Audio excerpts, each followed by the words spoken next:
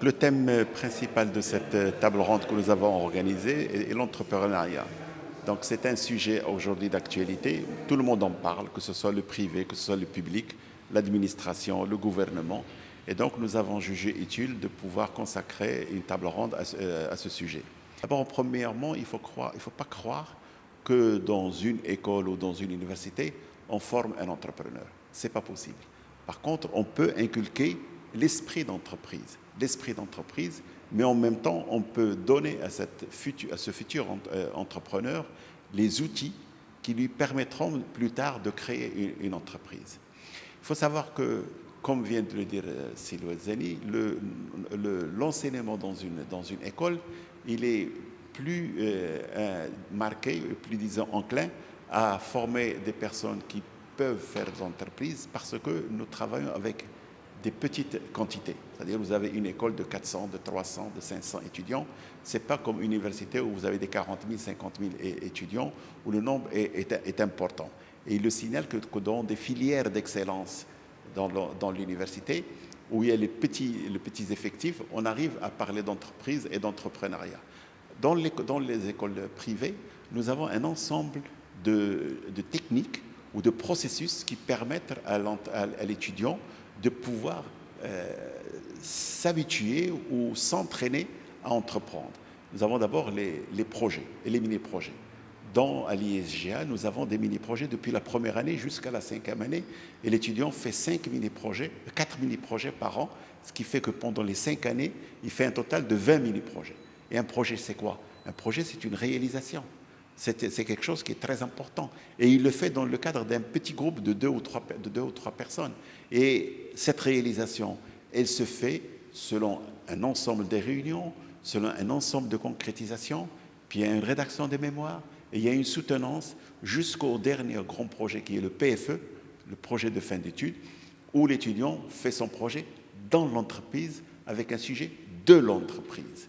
Et ce sujet de l'entreprise, il est soutenu par un mémoire en présence de la personne qui a suivi et supervisé le travail de l'étudiant dans l'entreprise. En même temps, on a un ensemble d'activités para-universitaires dans le cadre de l'école. C'est-à-dire que l'étudiant est amené à organiser et réaliser des actions.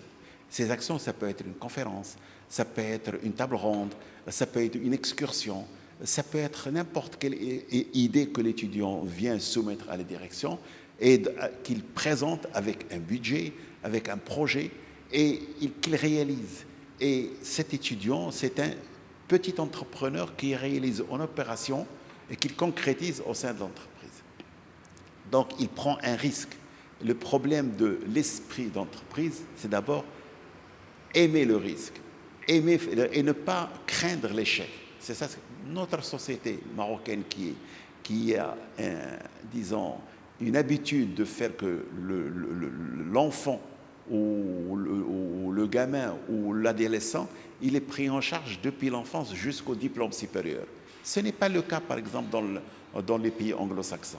Dans les pays anglo-saxons, que sont les États-Unis, l'Angleterre, le Canada, l'étudiant paye ses études supérieures, il s'endette, il prend un crédit. Et quand il prend un crédit pour avoir une formation, c'est déjà une entreprise. C'est lui l'entreprise. Et il se charge de se financer pour pouvoir rembourser pendant 10 ans, 15 ans ce qu'il a emprunté. Donc cette personne n'aura pas peur dans l'avenir de créer une entreprise. Par contre, vous prenez un Marocain dans le contexte marocain qui, dès l'enfance, il est pris en charge.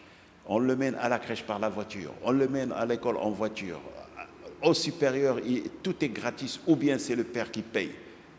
Il n'a pas, disons, l'habitude ou l'occasion de prendre des risques. Et c'est très difficile de pouvoir dire à cet étudiant ou ce futur diplômé de créer des entreprises. C'est pour cela que quand on dit potentiellement, au Maroc, il y a 36% de personnes, disons, qui sont questionnées, qui disent on a l'intention de créer une entreprise. Mais à la fin, c'est quoi? Il y a 7%. Donc, il y a un taux faible, très, très faible de concrétisation. D'abord, c'est dû aux personnes, mais c'est en même temps dû à l'environnement socio-économique parce qu'il n'y a pas un environnement qui est très favorable. Je dis que maintenant l'État est conscient et elle est en train de créer un ensemble de processus et d'environnements qui permettent justement cette création ou de faciliter cette création. Et on espère qu'avec ça, il y aura la concrétisation de ces entreprises. Est-ce que l'une des solutions ne serait pas de changer les modèles de formation qui existent aujourd'hui? Alors, changer le modèle de formation, peut-être oui, mais d'abord, il faut changer le formateur. Parce que le formateur lui-même, qu'est-ce qu'on demande à l'étudiant la plupart du temps? On lui demande de réciter ce qu'on lui a donné en classe. Eh bien, le formateur, il faut d'abord l'habituer à ne pas donner des questions à réciter, mais de donner des questions de réflexion dans lesquelles l'étudiant est appelé à faire une synthèse et à faire une rédaction. Une chose qui est très importante, c'est que tous les contrôles et les examens se font sans document. Pourquoi? Parce qu'on oblige l'étudiant à apprendre. Qu'est-ce qu'on va demander à l'étudiant? Apprendre quelque chose qui demain, quand il sera en bureau, il a Internet, il a tout ce qu'il veut comme information instantanément. Alors pourquoi on lui demande d'apprendre ça? Il vaudrait mieux lui demander de comprendre comment chercher l'information. Aujourd'hui, nous avons eu le plaisir de débattre sur l'intérêt de l'esprit d'entreprise au sein de nos systèmes d'éducation et de formation. Et concernant mon intervention, je me suis référé aujourd'hui à la situation de la dynamique entrepreneuriale de notre pays. Et j'ai essayé d'insister sur le fait qu'au sein du Maroc, nous avons un très fort potentiel entrepreneurial. Pratiquement près de 75% de la population marocaine, à travers l'étude GEM que je dirige, a exprimé son intérêt d'opter pour une carrière entrepreneuriale. Donc il y a une valorisation de l'entrepreneuriat.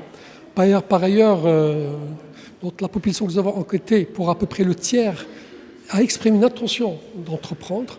Donc ces éléments situent le Maroc parmi les pays les plus avancés au niveau de la région MENA.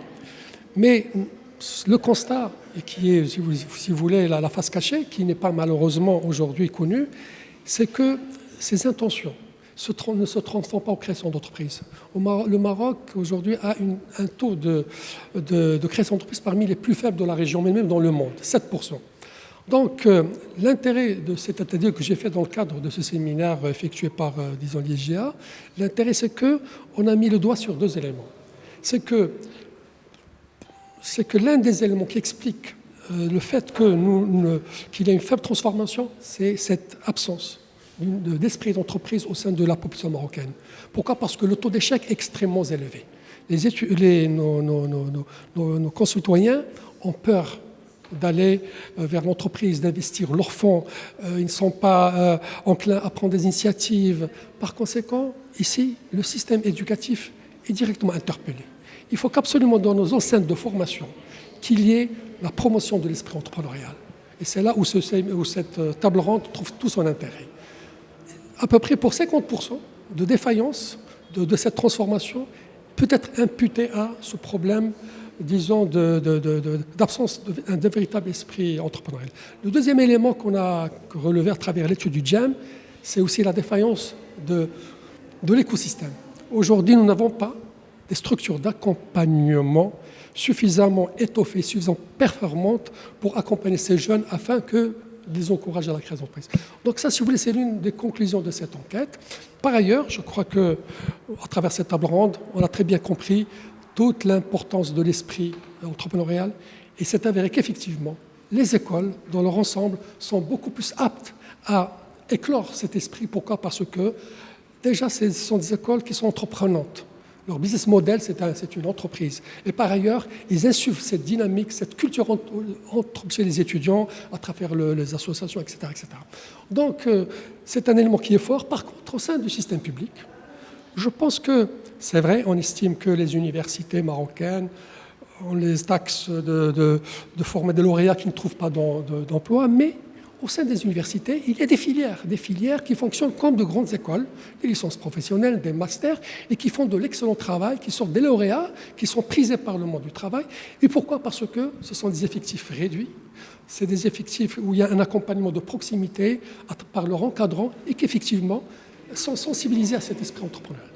Donc voilà, je pense que c'est extrêmement important qu'aujourd'hui, que l'écosystème puisse être plus performant, qu'il soit beaucoup plus favorable à l'entrepreneuriat, si on veut aujourd'hui avoir des taux de création d'entreprises beaucoup plus élevés.